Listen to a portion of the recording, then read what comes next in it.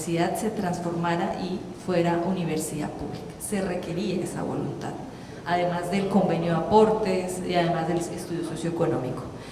Entonces, luego se obtuvo esa anuencia con los miembros fundadores, ellos fueron muy generosos, fue unánime esa anuencia, y ya después de tener ese otro requisito cumplido, se pudo cargar el estudio socioeconómico de factibilidad el 15 de julio del 2020 en la plataforma SACES del Ministerio de Educación Nacional. Ahí ya se cargó absolutamente todo, tanto el estudio socioeconómico de factibilidad, que pues comprende todos los documentos que al principio les señalé. 2, la anuencia de los miembros fundadores mediante acta de Sala General de Miembros Activos en esa época. Y 3, el convenio de aportes. Entonces, con esos 3 requisitos ya lo cargamos en la plataforma del Ministerio y luego ya vino algo supremamente importante para las instituciones de educación superior públicas, que fue, digamos que de parte pues, de la universidad se hizo ese lobby con un congresista del departamento de Casanare, representante a la Cámara, de incluir un artículo en la ley de regalías, en donde, en lo que es ahorita la ley 2056, donde digamos que se permitía la participación del 5% de las regalías, de las asignaciones directas, a las instituciones de educación superior que están en el departamento. Entonces esa es una fuente de recursos pues muy interesante para las universidades públicas, porque pues están, digamos que muy abiertas, tanto para cobertura, tanto para infraestructura, para calidad, para bienestar. Entonces es muy importante. Frente a ese particular, de pronto, los que no conocemos el término de anuencia, ¿qué consiste la anuencia? Para que me lo entiendan de manera coloquial. La anuencia es que en una corporación o fundación hay unos fundadores. Entonces estos fundadores, digámoslo de manera filantrópica, le dicen: venga, hija, usted que es mi universidad, nosotros de manera autónoma, en el marco de nuestros estatutos, incluso los estatutos de la mayoría de corporaciones y fundaciones lo tienen, que cuando hay ciertos bienes, que esos pasan a la Unión, es decir, al Estado, ante una eventual liquidación. En este caso, los fundadores es como decirle: venga, emancípate de ser una corporación y vuélvete una universidad estatal, y nosotros estamos de acuerdo con ello, y se sometió a votación y se aprobó, y prácticamente emanciparon y permitieron que esa institución privada se convirtiera pública. ¿Por qué? Porque hay que respetar la autonomía y la voluntad privada, si no eso sería ilegal y sería prácticamente una confiscación. Entonces eso es lo que hay que tener en cuenta, y eso es uno de los consejos, que si ustedes también van a iniciar este camino, tengan, digamos, ese paso adelantado para mostrar que hay voluntades, que eso lo pueden hacer ustedes aquí mirando sus estatutos como Consejo Superior, que es la máxima instancia administrativa de la universidad. Aunque parece largo este trámite, lo que les decía, para nosotros fue largo porque, vuelvo y insisto, estábamos dando pasos de ciego. Hoy en día cualquier institución que quiera tomar este paso, pues ya tiene el precedente y el antecedente de nosotros, podría ser muy rápido. Finalmente, ¿qué se logra con todo esto? Porque esto fue lo que prácticamente ordenó la Corte Constitucional, es que el Ministerio de Educación Nacional expida un acto administrativo que dice: transfórmese del derecho privado al público. En ese estudio de factibilidad, como lo voy a explicar más adelante, que fue lo que hicimos todos nosotros como empleados y con un sentido de pertenencia grandísimo, y que incluso si hoy en día nos lo preguntan, nosotros lo podríamos hacer con toda la información que tenemos, y inteligencia artificial que no la teníamos antes, en menos de 6 meses. Entonces eso es algo que… El estudio de factibilidad lo aprueba el Ministerio de Educación, y el convenio de aportes es con el Ministerio de Hacienda. De Educación, del Educación también. Aquí, ¿qué les quiero manifestar de esto? Ni siquiera es el Ministerio quien aprueba el estudio de factibilidad, lo aprueba las salas CONACES, que es la sala institucional, que creo que la única vez que se ha movido para aprobar la creación de universidad fue en este caso, que es la sala especial, creo que es la primera, creo que se denomina, y lo aprueba el CESU, que es el Consejo Nacional de Educación Superior, y emiten un acto administrativo como este, donde dice: por medio de la cual se resuelve la solicitud de aprobación del estudio de factibilidad socioeconómico que acompaña el proceso de transformación de naturaleza, carácter académico y régimen jurídico de la Fundación Universitaria Internacional del Trópico Americano. Y al final el acto administrativo pues va a tener una decisión como esta: resuelve aprobar el estudio socioeconómico de factibilidad que acompaña el proceso de transformación del carácter de la naturaleza de unitrópico para que se vuelva una entidad privada a pública, y establece unas disposiciones. Y por eso es lo importante cuando se haga, por ejemplo, la institución, y que es el blindaje también a la universidad pública, que es su estatuto general. El estatuto general de nosotros es un estatuto muy blindado, muy fuerte, tan así que quedó que cualquier modificación, así sea de una coma, tiene que ir a consulta de estudiantes, egresados. No es que se reunió el Consejo Superior y lo cambió a pupitrazo, no se puede. Quedó que tiene que ir a conocimiento de todas las instancias y requiere una mayoría calificada diferente. O sea, nuestra universidad ella misma se protege desde su mismo estatuto.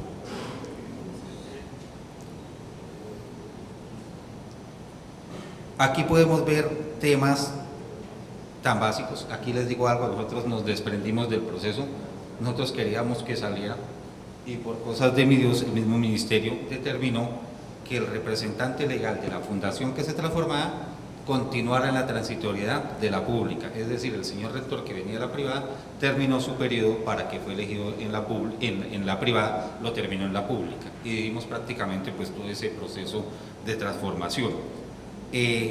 La misma resolución estableció que los registros calificados que se inscribiera la institución en el SNIES, que ya dejara aparecer como fundación privada, sino que ahora apareciera como universidad, el registro del representante legal, la transferencia de registros calificados, el tema de inspección y vigilancia, y nos notificaron la resolución y bienvenidos. Y con esto fue que nosotros automáticamente después pues se convocó a la asamblea departamental, y la asamblea departamental estudió la ordenanza donde nacimos al derecho público y entramos a ser la universidad número 34 del Estado colombiano, con las mismas prerrogativas, derechos y demás que tiene la Universidad de Magdalena, que tiene la UIS, que tiene la Universidad de Antioquia, que tiene la Universidad Nacional y cualquiera de las universidades que les acabo de mencionar. Aquí quiero resaltar que las universidades públicas, como toda entidad, pues algunas gozan de cierto prestigio, otras de no, pero en su mayoría las universidades públicas de este país tienen un buen prestigio. Y creo que eso es algo que los que estamos en el andar académico lo reconocemos, y eso es algo que también, digamos, se debe respetar. Bien, en ese sentido en que habla el doctor Alexis, yo quisiera aportar algo, y es que nosotros en este proceso no estuvimos solos. Cuando él habla de que tuvimos el espejo de las 33 es porque nosotros ejercimos siempre un ejercicio muy insistente, incluso invasivo, de consulta. Es decir, yo creo que no hay una institución que haya elevado tantas consultas al Ministerio de Trabajo, al Ministerio de Hacienda, a Función Pública, a todas las otras universidades públicas a quienes les exigíamos: hey, acompáñenos, ¿sí? Cuéntenos cómo fue su experiencia para nosotros no cometer los errores que ustedes cometieron y que nos han llevado hoy a la desfinanciación, a una situación compleja en la que están muchas universidades públicas, y ustedes también lo saben. ¿Cómo blindamos a nuestra universidad, que es nueva, para que no sufra esos flagelos que ustedes están sufriendo? Y en eso surtió un proceso maravilloso de acompañamiento en muchos aspectos de la Universidad Distrital, de la Universidad de Antioquia, de la Universidad del Valle, de la Universidad Nacional de Colombia, de muchas que en distintos aspectos del estudio socioeconómico nos apoyaron y nos dijeron: hey, no hagan esto así mejor. Cuando reflexionamos luego en el estudio de factibilidad, que el tratamiento que le dio el Ministerio de Educación fue muy equivalente a lo que ocurre cuando tenemos visita de condiciones institucionales o a las visitas de acreditación o la acreditación institucional. Entonces, cada 7 años nosotros como instituciones de educación superior nos sometemos a una evaluación de condiciones institucionales que ya ustedes deben conocer. Fue equivalente. Ellos también nos asignaron pares académicos que provenían del CESU para que nosotros expusiéramos todo ese estudio de factibilidad. Entonces fue un ejercicio que va a mostrar aquí el doctor Alexis de hacer algo homólogo, porque como era típico, fue diferente, y de hecho nosotros tuvimos que vivir de manera paralela el proceso de renovación de condiciones institucionales y el de y el de transformación a universidad pública. Es decir, tuvimos dos visitas de pares que evaluaban cosas muy equivalentes con intenciones distintas, seguir siendo una institución de educación superior y transformarnos, pero esa fue la estrategia que utilizó el ministerio. Eso quiere decir que el estudio de factibilidad del que vamos a hablar en la jornada de la tarde también fue resultado de un ejercicio de evaluación muy riguroso del ministerio para poder decir, ustedes sí pueden ser universidad o no. Y la verdad es que si uno ve un panorama general de la situación actual de ustedes versus la de nosotros, pues hay muchas ventajas, muchísimas ventajas, no solo los antecedentes jurídicos que ya pueden ustedes ver en esta presentación que acaba de hacer el doctor Alexis, sino también en muchas ventajas de carácter académico, de carácter histórico, de presencia regional, en fin. Y eso tiene mucho valor para ese estudio de factibilidad. Ya luego vamos a ver por qué. Ahora brevemente vamos a hablar de cómo es esa cuestión de la homologación por esa ausencia normativa y también un resumen del trámite legislativo, que aquí tenemos un esquema que muestra como en términos generales todo lo que ellos nos acaban de contar. Claro.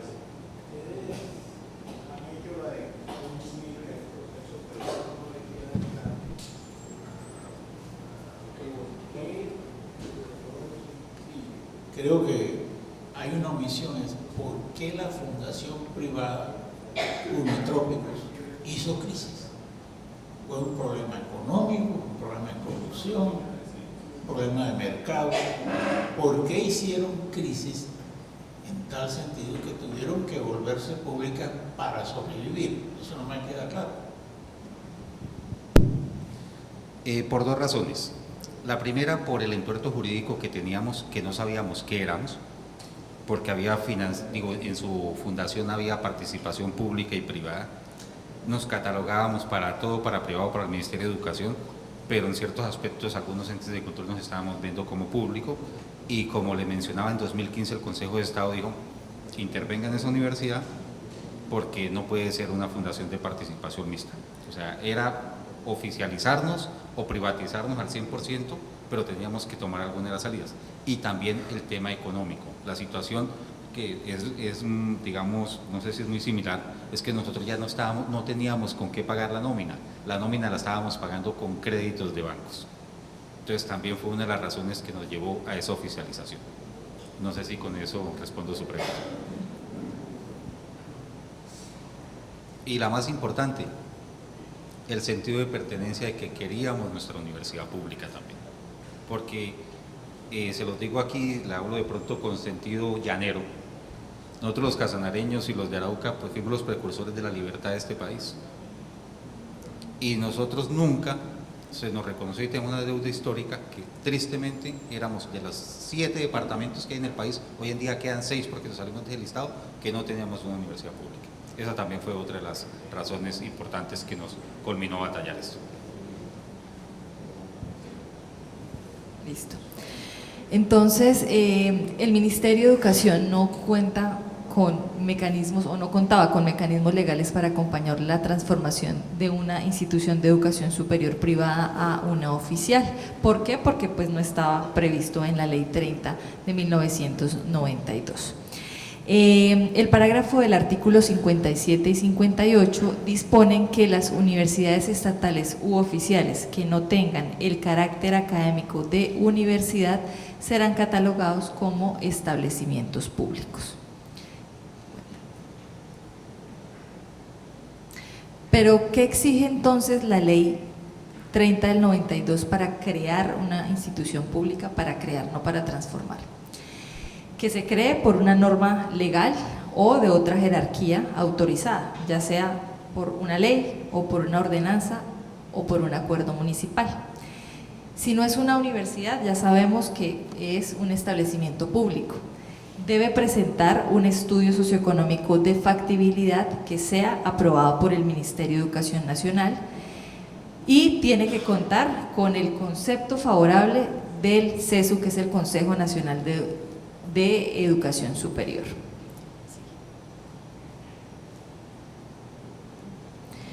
¿Qué dijo la Corte Constitucional en la sentencia C051 del 2018? Dos cuestiones muy importantes y también unas condiciones que ellos exigieron. Primero, reconoció en esa sentencia que no existía una ley que estableciera un procedimiento para transformar una IES de privada en oficial. Segundo, aprobó una única transformación excepcional que fue la de Unitrópico para proteger a quienes, a los estudiantes y a los trabajadores. Pero también estableció unas condiciones y exigió unas condiciones para que eso se llevara a cabo. La primera, la anuencia, que fue la aprobación voluntaria de los fundadores, lo que hablaba el doctor Alexis, preguntarle a los fundadores si sí estaban de acuerdo en que la fundación se emancipara y transitara a ser universidad.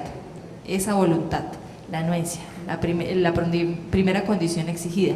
La segunda condición exigida, que igual hiciéramos un estudio socioeconómico de factibilidad en una versión adaptada a lo que exige la Ley 30 del 92. Y tercero, que existiera un convenio de aportes entre la Nación y el departamento. ¿Para qué? Para tener pues los recursos y las fuentes de financiación. ¿Para qué? Para poder establecer ese estudio primero y después ser aprobado. De igual manera, hubo dos condiciones muy importantes que fue, ellos exhortaron al respeto, al debido proceso y a la confianza legítima de los trabajadores y de los estudiantes. Y pues la aplicación posterior de todos esos requisitos legales para poder transitar y hacer el procedimiento de aprobación de ese estudio. En ese sentido, el Ministerio de Educación Nacional tenía una guía técnica para realizar ese estudio socioeconómico para crear universidades, pero no para transformarlas. Sin embargo, pues también tuvo que hacerse una adaptación de esa guía técnica para poder realizar ese estudio socioeconómico de factibilidad. Esta guía técnica que exige que la institución pues tenga y demuestre que tiene infraestructura física y tecnológica disponible, que tiene esos recursos, que tiene esos medios educativos, que tiene un personal técnico que apoye todo ese proceso, que tenga ya construido un estudio socioeconómico de factibilidad y todos los documentos, digamos que jurídicos, que soportan el funcionamiento de todos los estamentos, y que exista una reunión con los pares académicos. Los pares académicos que el Ministerio de Educación Nacional va a enviar para evaluar ese estudio socioeconómico de factibilidad y más adelante poder que la sala de trámites institucionales de la CONACES pues apruebe o no. Nuestros pares en esa época fue la rectora de la Universidad Conrad Lores en Bogotá, la doctora Alina Uribe, y el rector, bueno, que era ex rector de la Universidad del Quindío. No me acuerdo cómo se llamaba, pero bueno, fueron fuertes con nosotros, pero salimos avante. Porque ellos nos decían mucho, bueno, pero es que ustedes no son universidad, ustedes son institución universitaria. Entonces, como ustedes quieren pasar a ser universidad, ¿de dónde? ¿Cómo van a generar conocimiento? ¿Qué infraestructura? ¿Qué dinero tienen para eso? Entonces fue más fuerte, ustedes ya van ganando porque son universidad. ¿Por qué fue necesario aplicar esa versión adaptada para transformar Unitrópico? Pues la Ley 30 del 92 regula cómo se crea, pero no cómo se transforma. Entonces, la Corte Constitucional dijo, bueno, pues adapten todas esas versiones como si fueran a crearse, adáptenlas para transformarse. Y así fue como lo hicimos y como nos abrió ya una puerta para avanzar. Entonces, Unitrópico, pues ya como lo habíamos dicho, fue creada como una fundación privada sin ánimo de lucro, pero pues tenía una realidad jurídica muy atípica porque fue creada, digamos que desconociendo las formas que decía la Ley 30 del 92. La mayoría de su financiación de la universidad era pues privada, porque era de los recursos obtenidos por matrículas. Entonces, ni siquiera el departamento de Casanare, que fue miembro fundador de la fundación privada, aportaba. Entonces, pues claro, la situación era compleja porque solamente se supeditaban a las matrículas. También fue impulsada por el departamento de Casanare, pues porque digamos que llevó a la asamblea esa iniciativa. Tenía una naturaleza mixta que no encajaba en la ley. Si se aplicaban las reglas normales, que eran la liquidación o la nueva creación, pues eso habría generado muchísimos traumatismos para la comunidad académica de la fundación, porque había un riesgo de interrupción del servicio educativo, pues obviamente la terminación de las vinculaciones laborales, la afectación a estudiantes, a trabajadores, los programas académicos y pues las pérdidas de todos esos programas académicos, de esos registros calificados. Entonces la Corte, la personería jurídica también, entonces la Corte fue muy sabia y digamos que interpretó en donde no se liquidaba sino se disolvía. Entonces, la Corte Constitucional, mediante esa sentencia C051 del 2018, pues decidió permitir de forma excepcional una versión adaptada, es decir, no aplicar la norma literalmente, sino con una interpretación flexible y adecuada, y permitir la transformación de unitrópico con condiciones especiales sin repetir ese modelo en otros casos. Conclusión, esa versión adaptada fue pues la única solución para poder seguir con el procedimiento. Y hoy cualquier pues transformación similar debe cumplir con todos los requisitos legales de creación de una universidad pública desde el principio, como lo dijo la Corte, pero ya tienen este antecedente que es pues muchísimo más claro.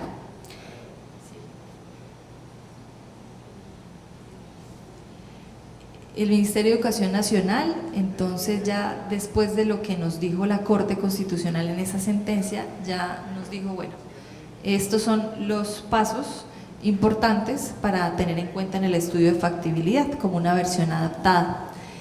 Este estudio debe incluir la misión propuesta, que debe estar en concordancia con la visión y los objetivos institucionales. O sea, todas esas subcomisiones que yo les mencioné al principio, pues son, digamos que, surgen de este documento del Ministerio de Educación Nacional. También pues el PI, el proyecto educativo institucional, los estudios que demuestran que la universidad es pertinente, la estructura administrativa y académica, los perfiles de los profesores, de los administrativos, los recursos físicos suficientes en infraestructura, en tecnología, los recursos financieros también suficientes, etcétera, etcétera. Ahora, respecto de estos componentes, que seguro surgen muchas preguntas, cuando la universidad se va a transformar, pero cuando nos transformamos nosotros, surgen muchas preguntas sobre qué pasa con los estudiantes y con los profesores para transitar. Y como lo dijimos antes, nosotros nunca suspendimos el servicio. Y siempre en toda la documentación ustedes van a ver que velamos por las expectativas legítimas de quienes pertenecían a una fundación privada.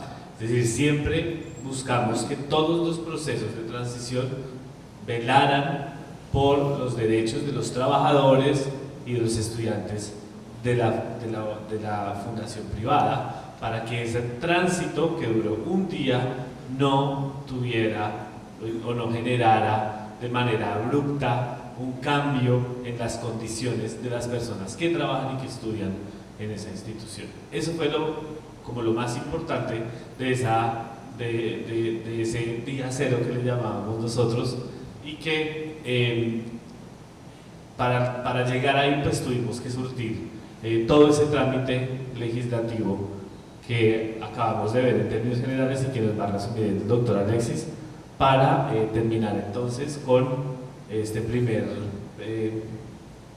punto de nuestra agenda relacionado con las cuestiones jurídicas, y ya luego vamos a pasar con las financieras. Bueno, aquí yo quiero hacer énfasis en lo siguiente, o sea, no es como con una intención de convencerlos, sino para que ustedes miren su realidad. Ustedes tienen mucha ventaja, vuelvo les digo, sobre nosotros, yo me atrevo a decir, tienen un 30 o 40% más de ventaja que nosotros. Por ejemplo, en lo que tiene que ver con la estructura de perfiles de profesores. Yo no sé cuántos doctores ustedes, por ejemplo, ya tienen su formación profesoral. La de nosotros era muy corta. Y cada vez que había esa discusión con los pares de que ustedes cómo piensan pasar de institución universitaria a universidad cuando tienen solo 5 o 6 doctores, pues era algo muy difícil para nosotros justificar, pero aún así lo hicimos. El tema de infraestructura, recursos tecnológicos, parte de auditorios como estos, nosotros no los teníamos. ¿Sí me entienden? Esas son cosas que ustedes tienen esa gran ventaja, independientemente de que tengan una situación financiera difícil, es algo que se puede compensar en su momento a la hora de una eventual oficialización, que eso también, digamos, más adelante en el tema financiero lo abordaremos. Pero ¿qué les quiero ser enfáticos? Que es que ustedes tienen mucha más estructura organizacional y, digámoslo, administrativa, profesional y más madurez que nosotros. En programas de posgrados, por ejemplo, nosotros solo teníamos un posgrado, ustedes tienen más de 10 posgrados según por lo que vi. Por eso, tienen acreditación, nosotros no teníamos ciertas cosas que nos tocó, insisto, desde cero y fue más difícil y lo logramos. Yo creo que ustedes aquí tienen un equipo fuerte y robusto que para hacer este estudio de factibilidad, y aprovecho para decirles si ustedes lo quieren hacer, la institución les puede seguir prestando el apoyo, así como alguien lo hizo en su momento con nosotros, pueden hacerlo y sacarlo más adelante. Lo que decía, nosotros con Paula en las conversaciones que tenemos en ocasiones cuando nos toca revisar normas o algo, decimos, Dios mío, ¿cómo hubiese sido esto que cuando hicimos este estudio de factibilidad hubiésemos tenido al menos ChatGPT? Créanme que habría sido algo totalmente diferente y nos hubiese rendido muchísimo más.